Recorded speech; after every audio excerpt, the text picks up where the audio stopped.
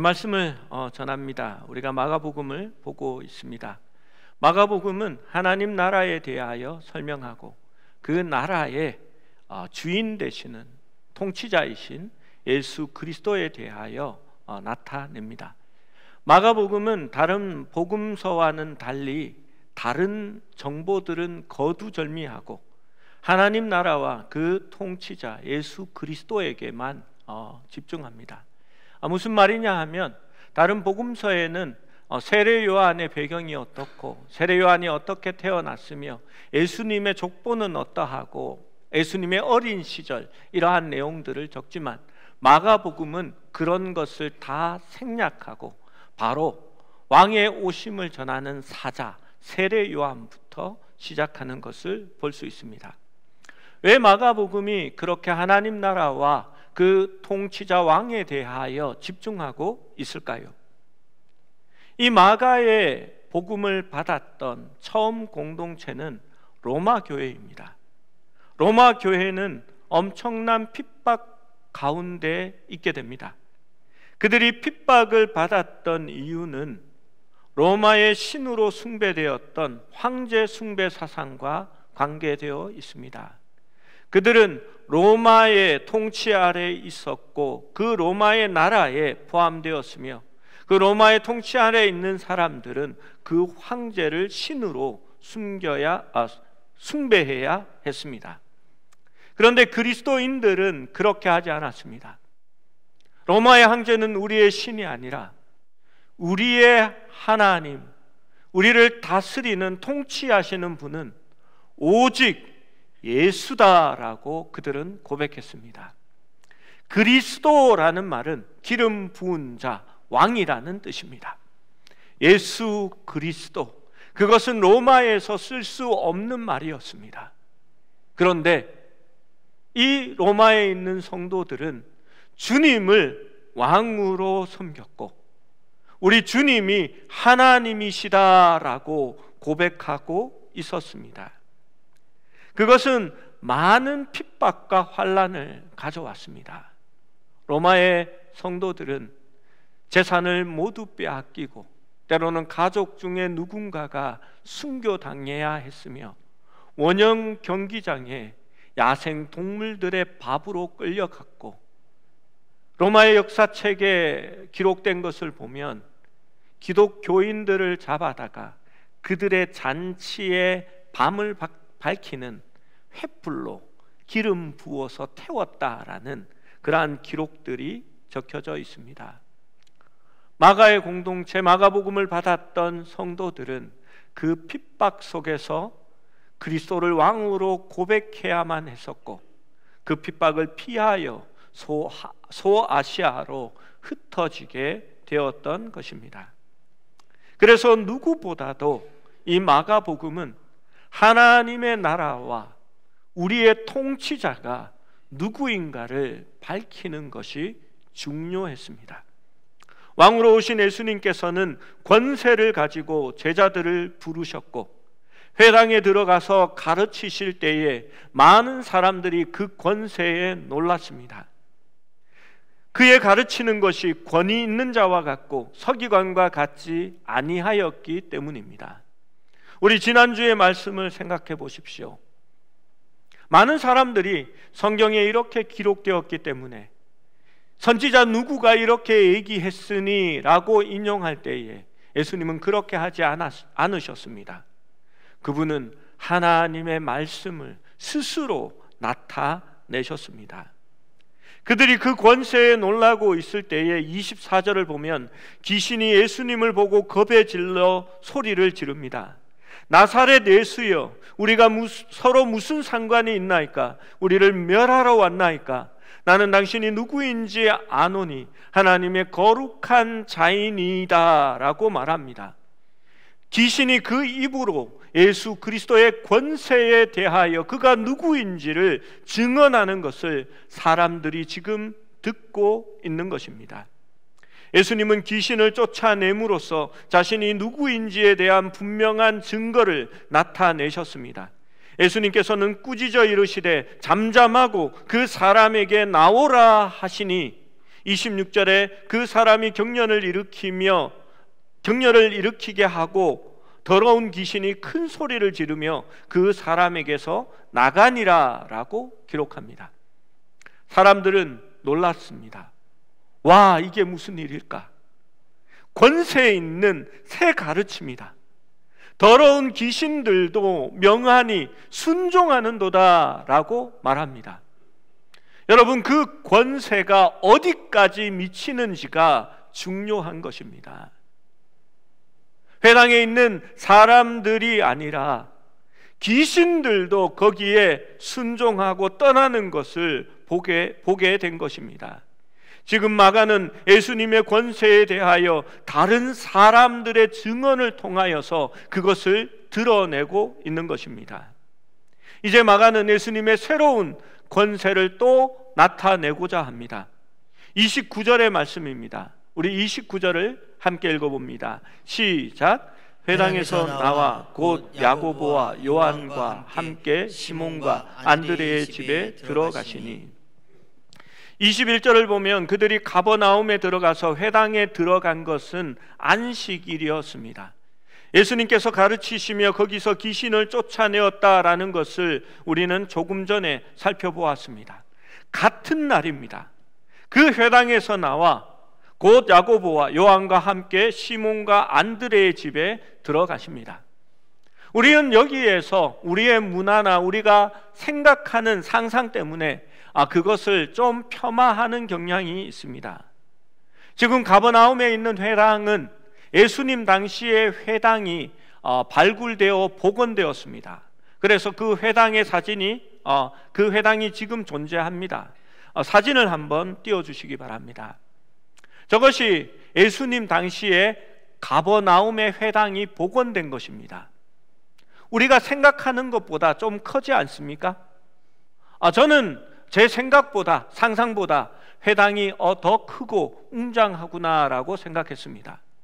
첫 번째 사진은 회당에 들어가는 입구 문의 모습입니다. 여기가 문이고요. 여기에 보는 철제 어떤 것은 위에 있는 원래 이 돌이 하나로 통으로 이렇게 받쳐져야 되는데 발굴되면서 이게 쪼개진 채로 발굴되어서 그것을 올려놓기 위해 이렇게 보조로 만들어 놓은 겁니다.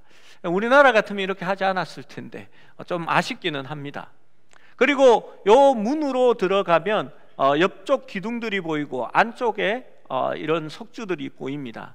그 모습이 바로 이 사진입니다. 여러분, 잘 지어진 건물이고 웅장한 것을 볼 수가 있습니다. 다음 지도를 한번 보여주십시오. 가버나움은 갈릴리 호수에서 가장 큰 도시고 수산업과 무역의 중심지입니다. 왜냐하면 가버나움이 바로 여기에 있습니다. 이것이 가버나움인데요, 지중해로 가는 길과 또 암몬으로 가는 길, 고대 암몬으로 가는 길, 그리고 남쪽과 이 데가볼리 지역으로 가는 모든 길들이 바로 이 가버나움에서 교차하고 있기 때문입니다. 그리고 모든 길들이 가버나움으로 통과하기 때문에 이 가버나움은 수산물이 모여지는 시장이 되고 무역의 중심지가 된 것입니다. 이 가버나움을 통해서 페네키아와 데가볼리, 갈릴리 지역을 갈 수 있었고 예수님의 선교 여행들도 바로 이 가버나움에서 시작한 것이 바로 그러한 이유 때문입니다. 지금 예수님과 동행하는 제자들은 모두 어부입니다. 흔히 우리는 무식한 어부 베드로라라는 이야기를 많이 듣습니다. 그 당시에 가버나움은 어업의 중심지였고 그것은 단순한 물고기 잡이가 아니라 수산업에 가까운 그러한 모습이었습니다.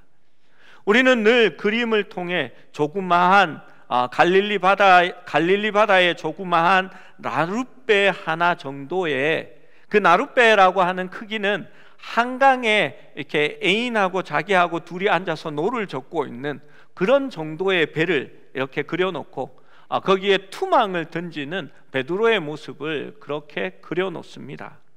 그래서 우리는 그 모습을 좀 축소하여서 생각하는 경향이 있는 겁니다. 여러분, 야고보를 부르실 때에, 야고보와 요한을 부르실 때에 그 상황을 우리가 생각해 보십시오.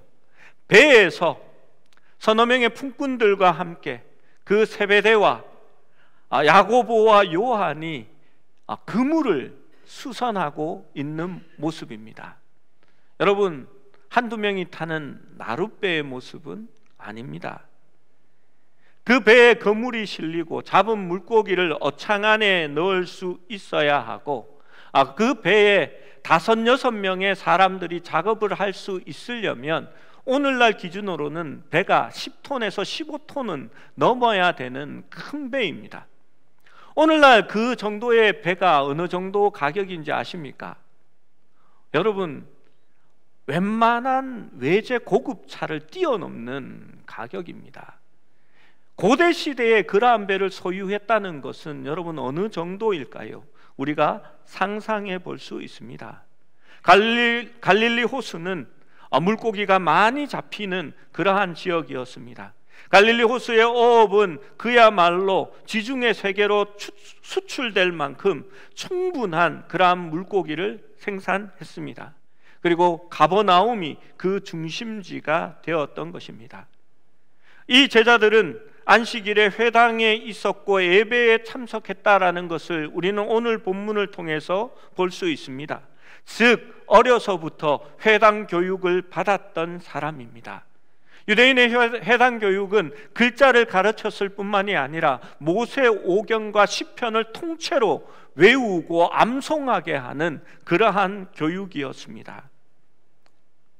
베드로와 안드레 그리고 요한과 야고보는 무식한 사람이 아닙니다. 그리고 가난하고 헐벗은 사람도 아닙니다. 왜냐하면 그들은 물고기를 잡아 지중해 연안으로 파는 일종의 무역에 종사했을 그러한 사람일 것입니다.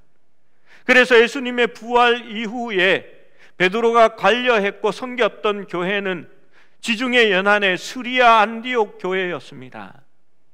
왜 그런 수리아 안디옥에서 자리를 마련할 수 있었을까요? 가버나움을 통해서 그 물고기들이 지중해 연안으로 갔고 베드로는 그 기와 분명한 관련이 있었을 것입니다. 주전 333년경 알렉산더 대왕이 동방 원정을 한 후에 고대 지중해 지역의 공용 언어는 헬라어였습니다. 그리스어였습니다. 각 지역마다 토착 언어가 여전히 사용되었지만 상류층과 교양인들 사이에는 헬라어가 보급되었고 행정과 무역에 있어서는 그 헬라어가 필수적인 언어였습니다. 예수님 당시에 유대 민중들은 사용하던 언어가 아람어였습니다. 주전 8세기 전에 아수르가 북이스라엘을 멸망시키고 아수르를 이은 바벨론이 유다를 침공하여 유다를 멸망시켰기 때문에 유다 백성들은 바벨론에 가서 포로 생활을 하고 거기에서 아들과 딸들을 넣고 다시 이 예루살렘 유다로 돌아오게 됩니다. 그래서 그들의 언어는 아람어를 사용하고 있었습니다. 그런데 베드로가 나중에 시리아에서 사역하고 나중에는 로마 교회에서 사역을 하게 됩니다. 그가 헬라어를 몰랐다면 어떻게 사역할 수 있었고 복음을 전할 수 있었을까요? 베드로는 헬라어를 구사하는데 부족함이 없는 사람이라는 것을 우리가 쉽게 유추할 수 있습니다. 베드로는 헐벗고 가난하고 무식한 교육받지 못한 그런 사람이 아니었다라는 이야기입니다. 회당에서 예배를 마치고 베드로와 안드레는 예수님을 모시고 자신의 집으로 갑니다. 왜냐하면 자기의 장모가 열병으로 누워 있었기 때문입니다. 이때의 열병은 모든 병을 지칭하는 그러한 말이 될 수 있습니다. 그리고 열병으로 알아 누웠다라는 것은 꽤 심각하다라는 것을 말해주고 있는 것입니다. 여러분, 1885년 전까지는 아무도 실제로 병을 치료할 수는 없었습니다. 무슨 말이냐 하면 그때까지는 세균이 존재하는지 알지 못했고 바이러스가 있는지도 알지 못했고 여기에 대항하는 항생제가 전혀 없었기 때문입니다. 고대 세계에서 그들은 우리가 가진 현대의학을 전혀 몰랐습니다. 그것들이 일으키는 감염에 대하여 몸이 어떻게 반응하는지 전혀 몰랐다는 것입니다. 여러분, 일반적으로 이렇습니다. 세균이 우리의 몸에 틈타고 감염을 일으키면 거기에 대항하기 위하여 백혈부와 면역 체계들이 싸우기 시작합니다. 그 싸우면서 가장 보편적으로 일어나는 첫 번째 반응은 우리의 체온을 높이는 겁니다. 그 체온을 높임으로써 균들을 약하게 만들어내는 것이죠. 염증이 그리고 백혈구가 죽어나가고 세균들이 죽어나가면 거기에 염증이 생기기 시작하는 겁니다. 몸이 온도가 높아지면, 너무 높아지면 이 세균들만 죽는 것이 아니라 우리 몸의 호르몬이라든지 우리 몸에 있는 다른 조효소들이 죽어나가기 시작합니다. 그래서 우리의 몸은 온도를 떨어뜨리기 위해서 다시 땀을 배출하기 시작합니다. 땀이 배출할 때는 흡열 반응이 발열 반응인가요? 아무튼 외부 온도에서 우리 몸의 이 온도를 빼앗아 갑니다. 그래서 실제로 우리의 몸은 1.5도에서 2도가량이 체온이 떨어지게 되는 겁니다. 그래서 아이가 아프면 우리가 수건에다가 물을 묻혀서 짠 다음에 아이의 몸을 이렇게 닦아줍니다.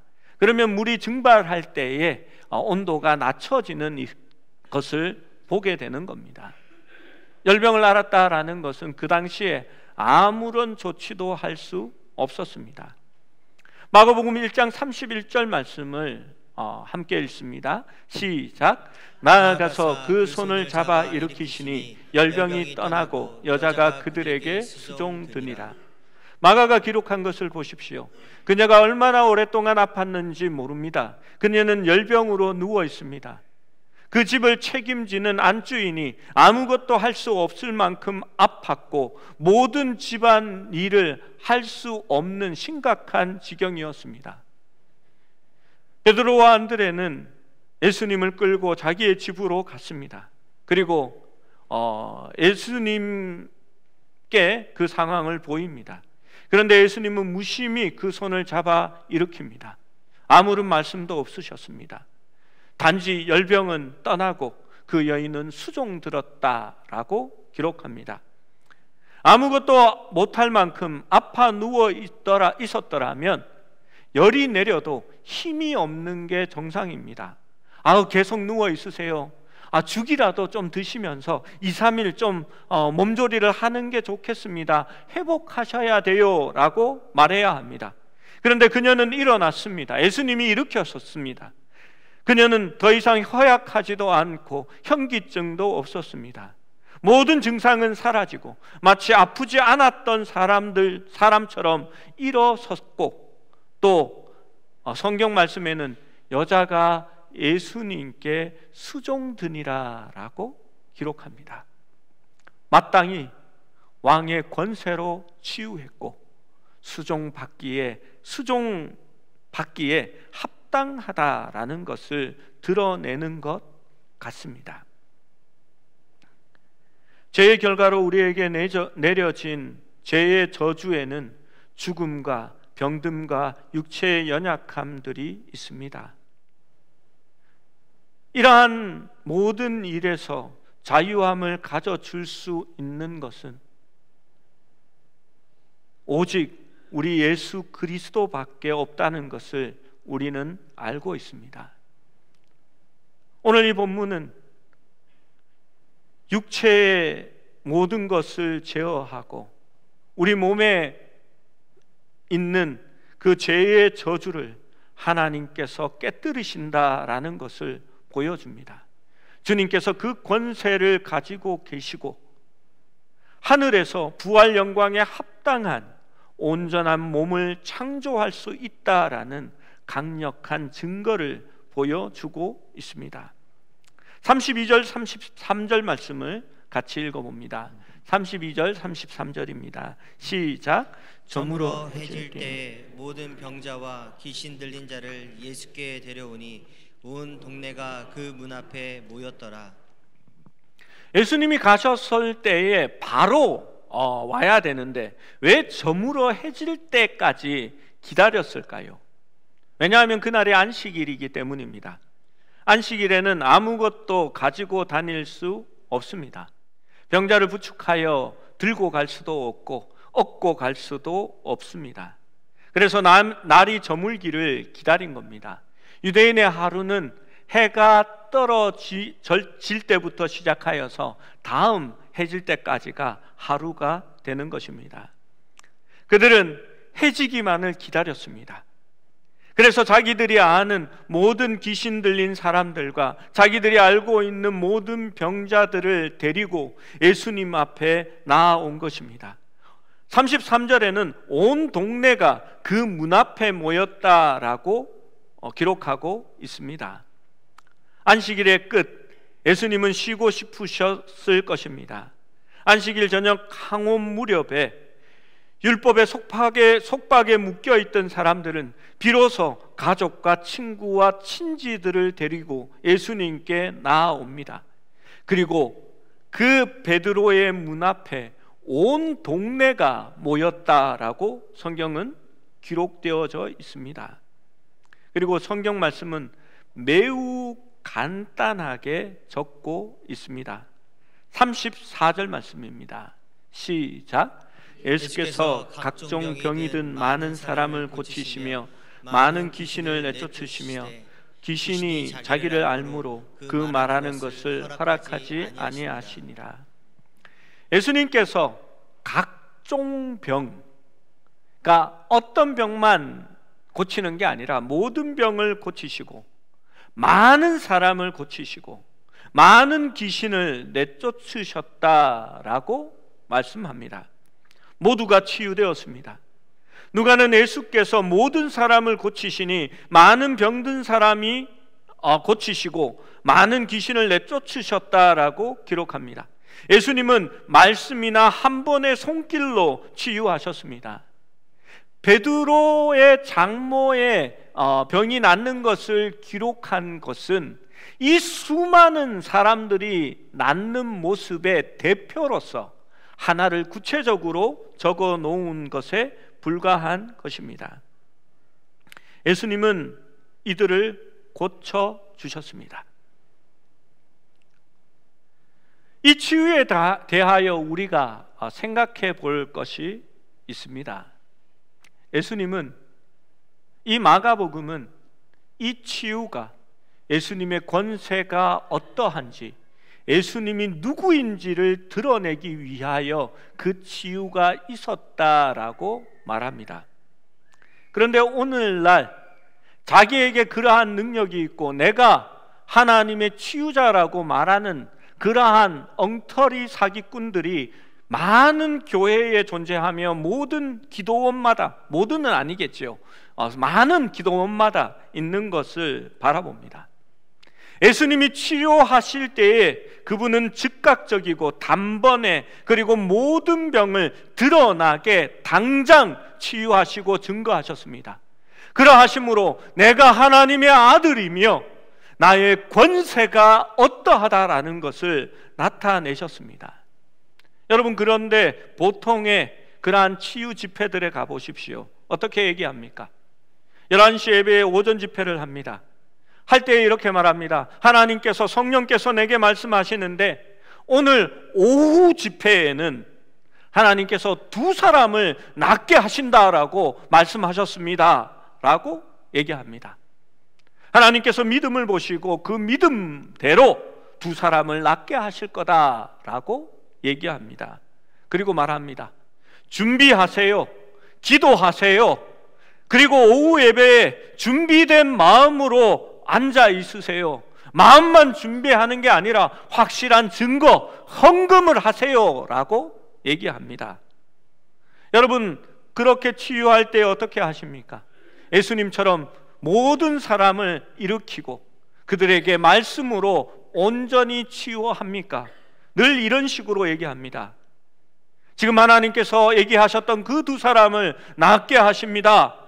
이제 예수 그리스도의 이름으로 내가 말하노니 나을지어다, 나을지어다 외칩니다. 그리고 나으신 분들은 두 손 들고 아멘 하세요 라고 하면 한 100명이 손 들고 아멘 합니다. 그리고 스스로 나았다라는 체면을 겁니다. 그게 믿음이라고 착각합니다. 예수님은 그렇게 치유하시지 않았습니다. 예수님의 치유의 권세를 자신이 받았다고 하는 그 사람들은 예수님과 사뭇 다른 모습임을 우리는 보게 됩니다. 여러분, 정말 그 치유의 권세를 받았다면 자기들이 가지고 있는 그 스튜디오나 교회나 어떤 집회를 통하여서만 그렇게 하지 말고 종합병원에 중환자실로 찾아 들어가십시오. 그리고 거기에서 치유의 능력을 좀 행해 보시기 바랍니다. 여러분, 믿음이 없어서 낫지 않는다고요. 그러면 중환자실에 찾아가서 여기에 예수 믿는 사람 한번 손들어 보라고 하면서 적어도 예수 믿는 사람들에게는 기도해 줘야 되는 것이 맞지 않겠습니까? 저는 능력이 있다고 말하는 그러한 사람들이 병원에 찾아가서 기도하고 그들을 낫게 하는 것을 한 번도 들은 적도 본 적도 없습니다. 여러분, 구약 성경에 치유에 대한 역사가 몇 번이나 나올까요? 제가 분명히 얘기하지만 하나님은 지금도 치유하시고 능력으로 우리 가운데 임하심을 저는 믿습니다. 저에게도 그러한 간증이 있고 저도 그런 나음을 받았습니다. 저는 어릴 적에 옥상 3층에서 시멘트 바닥으로 떨어져서 의사가 죽는다고 했을 때에도 살아났고, 꼼짝없이 방에 누워서 허리 때문에 이제 내가 사역도 끝났구나, 화장실에도 가지 못하는구나 할 때에 하나님께서 갑자기 치유하시는 놀라운 능력도 맛보았습니다. 우리가 기도할 때에 친구들이 병에서 노임받고 다시 일어나는 것도 보았습니다. 그러나 요즘 일어나는 이러한 일들은 도무지 주님의 모습과는 너무나 다르다는 것입니다. 제가 이름은 얘기하지 않지만 구체적으로 이렇게 얘기하니까 방송 설교를 들었던 다른 사람들이 제발 목사님, 그 누군지 알만한 그런 목사들을 자꾸 비판하지 마십시오. 목사님 나중에 호되게 당하게 됩니다. 뭐 이런 얘기를 하고 걱정하시더라고요. 우리나라 사람 말고 외국 사람 하나를 얘기할게요. 베니임 목사. 여러분, 감리교회 큰 교회에 와서 몇 년 전에 집회를 했습니다. 그 집회를 하면서 자기가 치유와 능력의 목사라고 크게 광고를 했지요. 자기가 손을 내밀어 흔들면 사람들이 장풍에 막 다 넘어진다고, 성령의 바람이 넘어뜨린다고 하면서 실제로 광고할 때에 그러한 넘어지는 장면들을 보여줍니다. 그리고 그 예배 자리에 이렇게 사람들이 너무 많으니까 사람들을 제한한다고 하면서 자리에 값을 매겨 팔았습니다. 제일 앞쪽에 이렇게 좋은 자리는 30만 원. 물론 더 그거보다 가격이 비쌌습니다. 그 뒤에 있는 자리는 알석해서 몇십만 원, 이런 식으로 해서 그 집회를 했습니다. 거기에 놀라운 일이 있었다라고 말하지만 알석에 자신이 짜고 친 사람들이 거기에 앉아 있었는지 저는 모른다라고 생각합니다. 저는 도마와 같은 그런 사람인지도 모르겠습니다.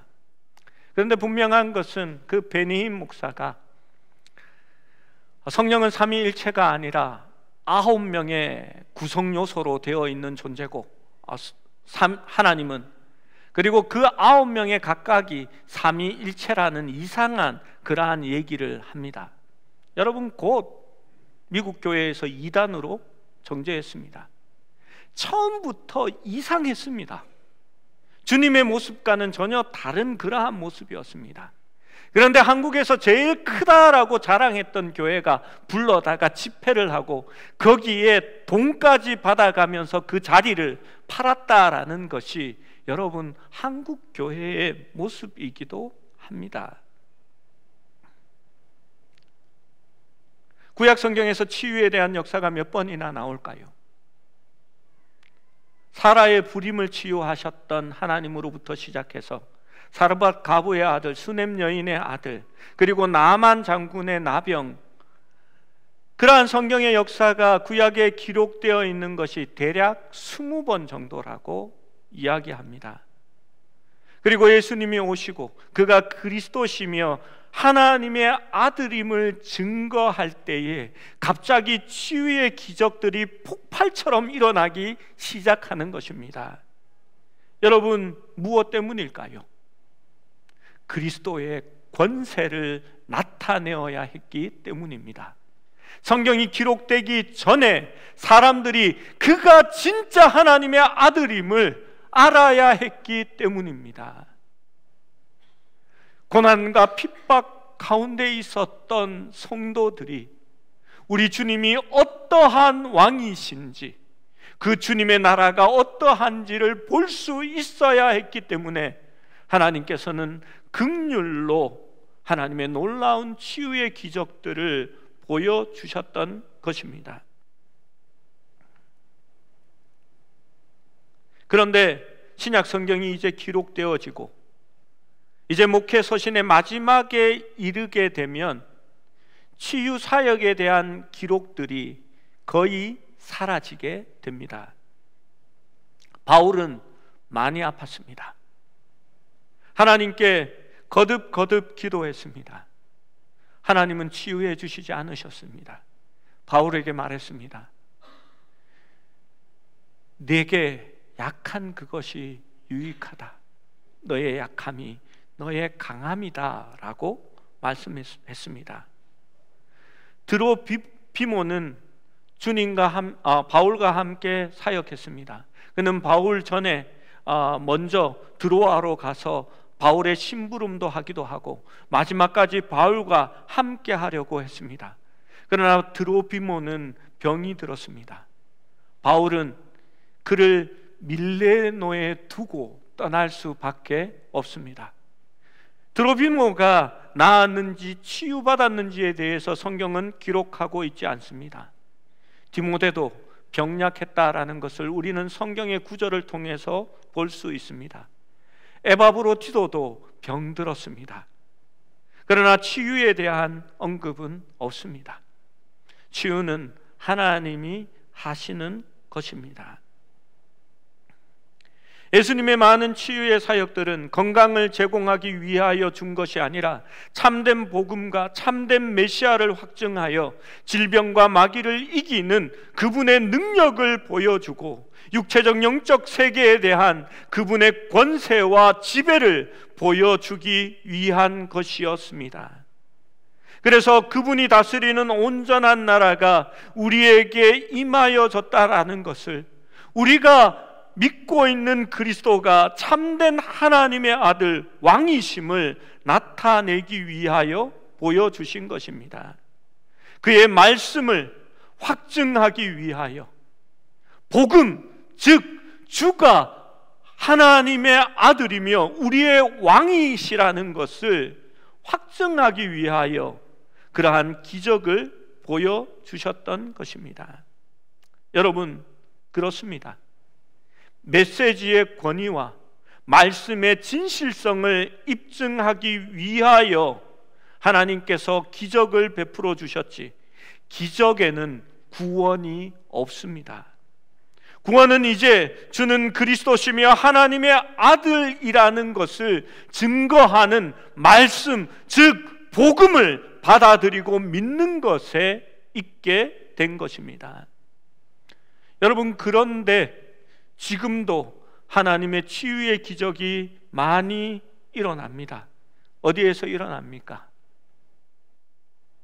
복음을 전하는, 복음의 핍박 가운데 있는 복음의 전선 최전방에서 지금도 하나님의 기적들이 일어나는 소식을 듣게 됩니다.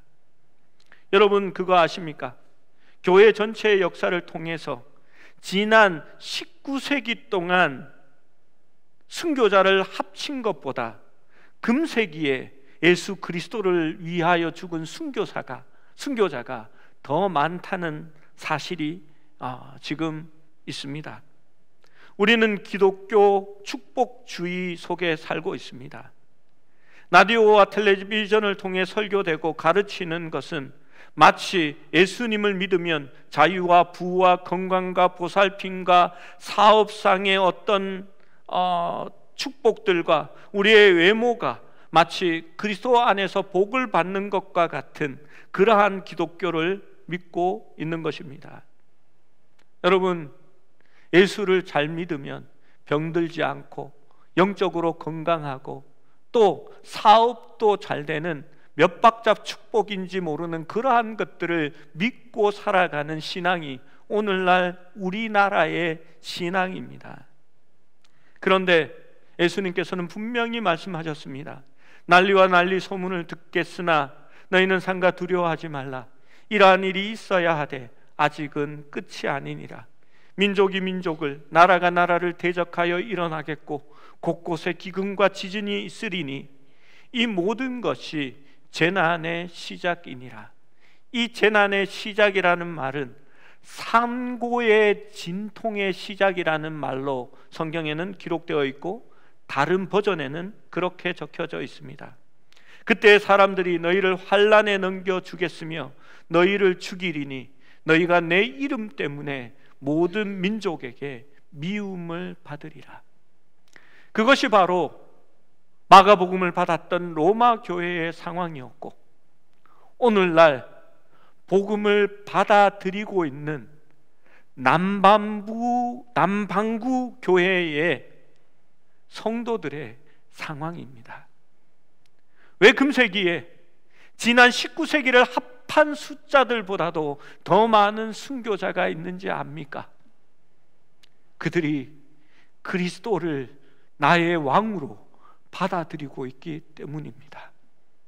핍박과 환난 가운데서도 주의 나라가 자신들의 나라들보다 더 큰 나라이고 주의 다스림이 우리 가운데 임한다라는 것을 믿고 받아들이고 있기 때문입니다. 오늘날 유럽과 우리의 교회들은 교회가 무너지고 술집이 되고 극장이 되며 오늘날 인천이나 해안가에 있는 교회들을 보면 이제는 제빵소나 커피숍으로 바뀌어져 있는 교회들을 만나게 됩니다. 그런데 이제 복음을 받아들이는 그 남반구에 있는 후진국들은 다시 로마 교회와 같이 믿음으로 복음을 받아들이고 있는 것입니다. 그들 가운데는 지금도 하나님의 치유의 기적들이 일어납니다.